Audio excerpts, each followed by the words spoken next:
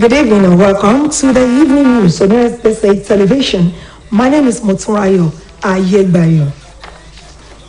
President Muhammadu Buhari has officially unveiled the newly redesigned Naira denominations of 1,000 Naira, 500 Naira, and 200 Naira introduced by the Central Bank of Nigeria, CBN. The newly redesigned Naira launch preceded the weekly Federal Executive Council FEC held inside the Council Chamber of the Presidential Villa, Abuja. Fielding questions from newsmen after the event, CBN Governor Katsuni Mefele said, "The CBN is fully poised to make Nigeria a cashless economy." He added that the quantum of money that can be withdrawn from the counter will be drastically restricted, noting that anyone who wants to withdraw substantial cash will be tracked by security agencies to determine its use. The Apex Bank Governor insisted that the January 31st deadline for the exchange of old notes will not be extended, noting that there are over 1 million points in the country where people can deposit their old notes. Emefiele said the CBN must now regularly redesign currency after every 5 to 8 years as policy demands. Meanwhile, President Muhammadu Buhari has charged the Nigerian National Petroleum Company Limited to avoid a repeat of the Niger Delta experience in the north.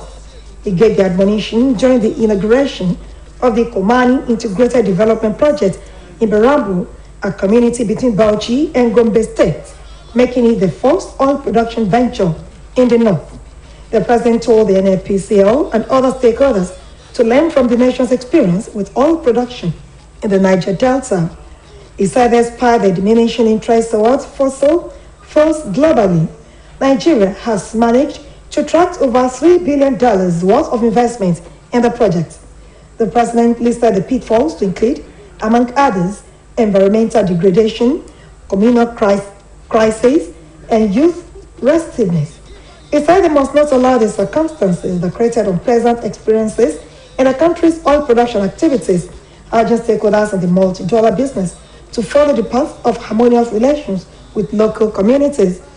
President Buhari said the project, the first to show signs of success after several trials in different parts of the north, also many promises for the socio-economic development of the country, including financial, energy, and food security, among others.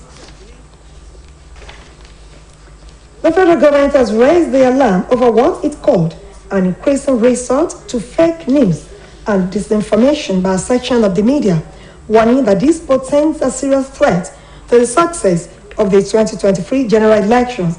Minister of Information and Culture, Lai Mohammed, discussed this during the fourth media briefing to highlight the achievements of President Muhammadu Buhari's administration from 2015 to 2023. The minister noted that fake news and disinformation constitutes a major threat to the polls besides thuggery, insecurity, vote buying, and attacks on facilities of the Independent National Electoral Commission, INEC. He said since the launch of a national campaign against fake news, disinformation, and hate speech in 2018, the ruling party's strategy has been the use of persuasion and enlightenment rather than coercion. He therefore cautioned purveyors of fake news and disinformation, especially in the run-up to the next year's elections, to start forthwith. The Senate had a committee set up for an investigation on the disbursement of development funds to 36 states of the Federation since 2017, has summoned the Minister of Finance, Zainab Hamid, the Governor of the Central Bank of Nigeria, Godwin Emefiele, and others to appear before it. The Senate had on the strength of a motion moved by Senator Ali Ipinle on the alleged uneven disbursement of development funds to states by the Development Bank of Nigeria set up a 7-man ad hoc committee to probe the allegation. The committee, headed by Senator Sani Musa, at its sitting resolved to summon the Minister of Finance, the CBN Governor, Managing Directors of the Development Bank of Nigeria, Bank of Industry, Bank of Agriculture, and Director General of Small and Medium Enterprises Development Agency for explanations on criteria used for disbursement of the fund within the last 5 years. Osho State Commissioner of Police holds meeting with the security chiefs ahead of November 27th transition of government. The Osun State Commissioner of Police, CP Faleye or Laleye, PSC, has held a meeting with the security chiefs ahead of preparation for the successful transition of government in the state. The security chiefs, coordinated by the Commissioner of Police, inspected Osogbo City Stadium, Omo West area, the venue of the program, and went around the metropolis on Operation Show of Strength. In view of this, the Commissioner of Police, in collaboration with other sister security agencies, assured members of the public of adequate security before, during, and beyond the transition program.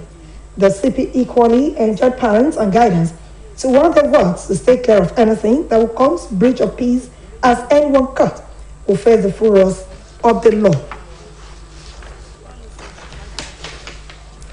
The Osun State Executive Officers of the State Chapter of the All Progressives Congress (APC) have expressed their gratitude to the State Governor, Mr. Adegboyega Oyetola, on his appointment of the State Chairman of the party, Prince Boyega Famodun, as the Owa of Igbajo land.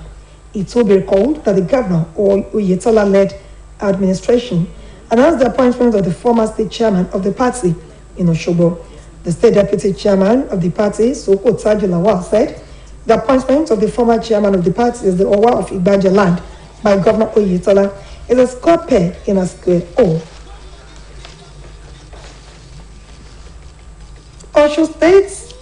Osun chapter of the Nigerian Institution of Estate Surveyors and Valuers will hold its mandatory continuing professional development meeting tomorrow, according to a release by the state chairman, Mr. Adekunle Adedoye, and the public relations officer, who doubles as chairman of MCPD committee, Mr. Mercy Ojo.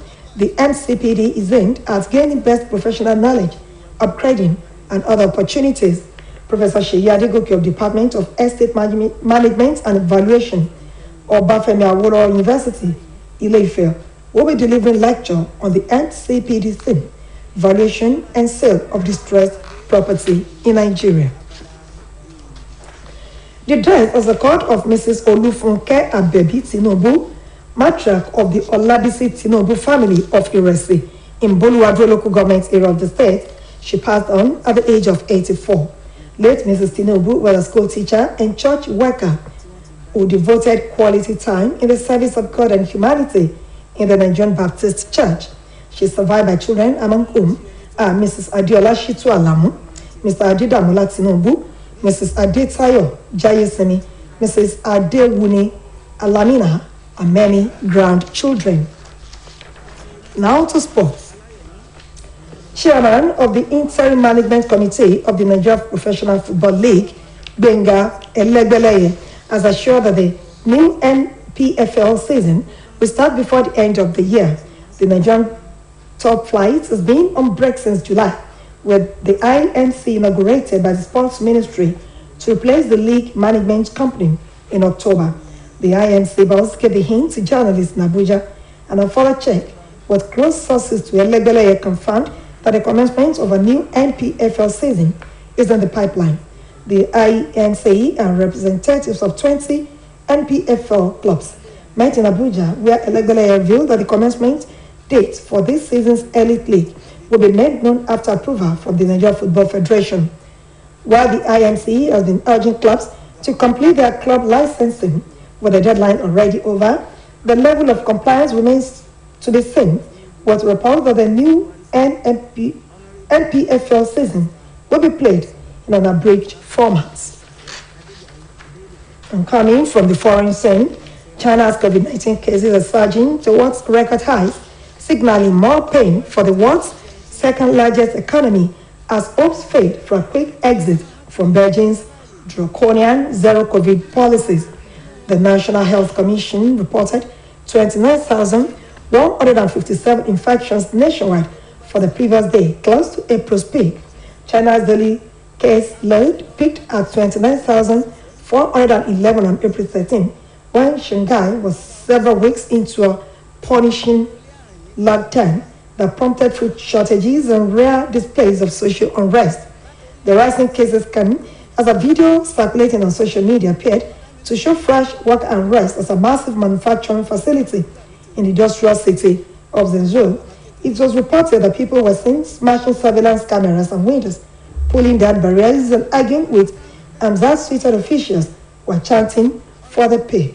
Report says two sources with knowledge of the matter confirmed protests at the Zhengzhou facility but declined to provide further details. More than 26,400 infections passed as asymptomatic were reported in Wuzhou and Chongqing, mega cities in southern and central China that are home to more than 35 million people. China's economy is expected to struggle to reach 3% growth in 2022, which will be one of its weakest showings in decades. And that ends the evening news on Osbc TV. Join us at 7 for the major reports. Thank you for watching. Good evening.